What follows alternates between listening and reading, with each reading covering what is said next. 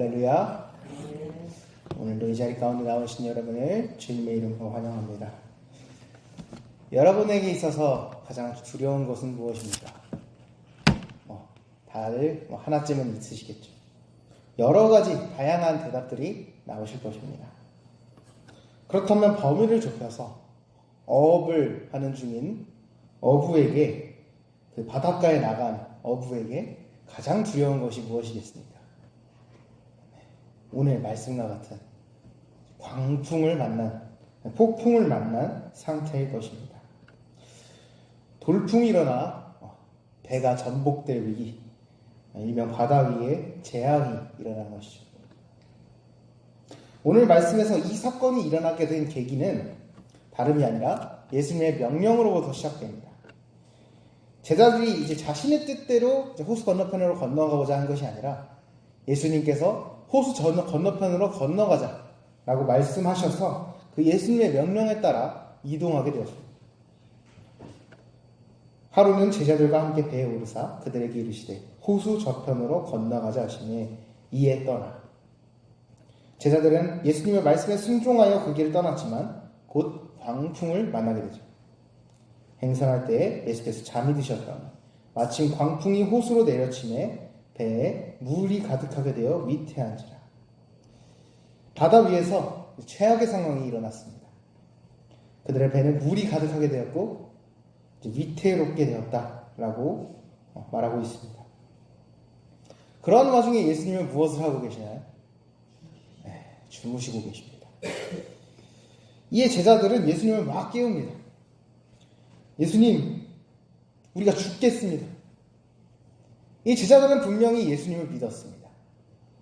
예수님을 믿었기 때문에 예수님을 깨워서 이 상황을 말씀드리면 어떻게든 이 상황이 해결될 것이라고 믿었습니다. 그렇게 예수님을 깨웠죠. 그리고 간절히 구했습니다. 우리를 살려달라. 지금 죽게 되겠다. 그리고 역시 우리의 주님께서는 그러한 제자들을 살려주십니다. 제자들이 나와 깨워 이르되 주여 주여 우리가 죽겠나이다 한데 예수께서 잠을 깨사 바람과 물결을 꾸짖으시니 이에 그쳐 잔잔하여지더라. 예수님의 반응은 어땠을까요? 제자들을 보고 믿음이 있다라고 말씀하셨을까요? 예수님이 이 문제를 해결해 주실 것이라는 믿음이 있었기에 그들은 주님을 찾아왔습니다. 그렇기 때문에 주님을 깨워서 주님께 문제를 해결해달라 요청했습니다. 그러나 주님은 그러한 제자들에게 이렇게 말씀하십니다. 너희 믿음이 어디에 있느냐? 저는 이 말씀을 보고 여호수아가 떠올랐습니다. 여호수아서 1장 9절에 이런 말씀이 있습니다. 내가 너에게 명령한 것이 아니냐? 강하고 담대하라. 두려워하지 말며 놀라지 말라. 내가 어디로 가든지 너의 하나님 여호와가 너와 함께하느니라 하시니라. 여호수아서 1장에서는 이 여호수아가 두려워하였다는 내용은 없습니다. 다만 예수님께서 이 여호수아에게 두려워하지 말라라는 그 말씀을 하셨다는 것을 보아 이 여호수아가 두려워했다는 것을 우리가 알 수 있는 것이죠. 이 여호수아의 상황은 매우 좋지 않았습니다.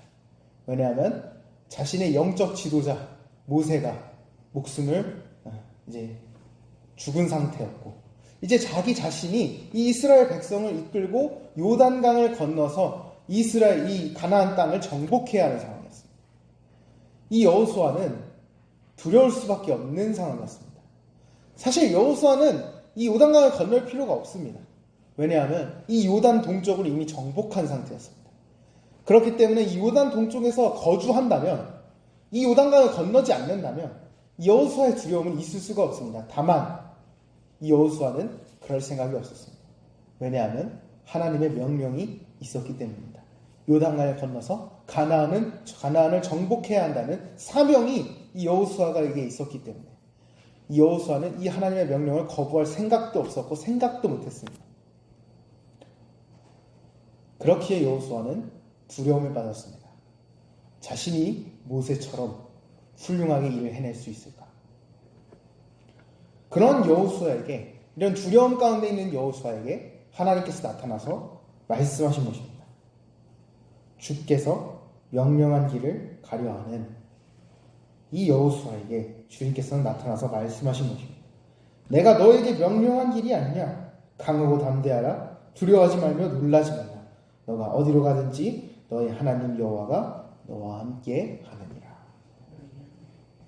주님께서는 말씀하십니다. 주께서 명령하신 대로 순종하는 인생의 길 가운데 우리와 함께 하신다는 것입니다. 오늘 말씀에서도 이 제자들은 예수님께서 명령하신 길대로 가고 있습니다. 애초에 이 호수를 건너게 된 계기도 예수님의 말씀 때문에 건너게 되었습니다. 예수님께서 호수 저편으로 가자고 하셨고 이에 제자들은 그 말씀에 따라서 호수를 건너가고 있었습니다. 그런 와중에 광풍을 만나게 되었습니다. 그리고 두려워하였습니다. 그들에게는 주님께서 함께 하시는 것이 눈에 보였습니다. 여호수아에서는 얘기는 눈에 보이지 않았으니까요. 근데 이 제자들한테는 눈에 보였단 말이에요. 주님께서 함께 하시다는 확신한 증거가 옆에 있는데 그들은 두려워하였습니다. 그들의 눈에는 주무시고 계신 예수님이 무슨 뜻인지 알지를 못했습니다. 사실 이 배 상황이 잘 수 있는 상황이 아닙니다. 물이 배에 가득 찼다는데 거기서 어떻게 잡니까? 근데 예수님은 주무시고 계셨습니다. 예수님에게는 이 상황이 아무것도 아니었던 겁니다. 이 상황은 예수님에게 그 어떠한 위협도 되지 못하는 것입니다. 본래 제자들은 그러한 예수님을 보고 평안함을 느껴야 합니다. 그러나 그들은 여전히 두려워했습니다. 이는 우리도 마찬가지입니다. 우리도 주님을 믿고 주님의 말씀에 따라 살겠노라고 그렇게 결의하고 살아가지만 우리의 눈에는 파도들만 보입니다. 주무시고 계시는 예수님은 보이지 않아요. 파도들만 보여서 그 파도들에 죽겠구나 생각해서 예수님을 깨웁니다. 주무시고 계십니다. 예수님, 우리가 죽겠나이다. 내가 죽을 것 같습니다. 그러나 주님께서는 분명히 말씀하셨습니다. 21절의 말씀에 이렇게 나와 있습니다. 예수께서 대답하여 이르시되 내 어머니와 내 동생들은 곧 하나님의 말씀을 듣고 행하는 이 사람들이라 하시니라. 아멘. 주님께서는 주님의 말씀을 듣고 행하는 이를 주님의 가족이라고 말씀하십니다. 그러한 가족을 주님께서 내버려 둘 리가 없는데도 우리는 그것을 믿지 못하여 두려워합니다. 물론 주님께서 나서신다면 이것을 해결해 주실 거라는 믿음이 분명히 있습니다. 그러나 주님께서 옆에 계심에도 그것을 깨닫지 못하고 그저 파도만 보고 그것을 두려워합니다. 주님께서는 이를 이렇게 말씀하십니다. 너희의 믿음이 어디에 있느냐?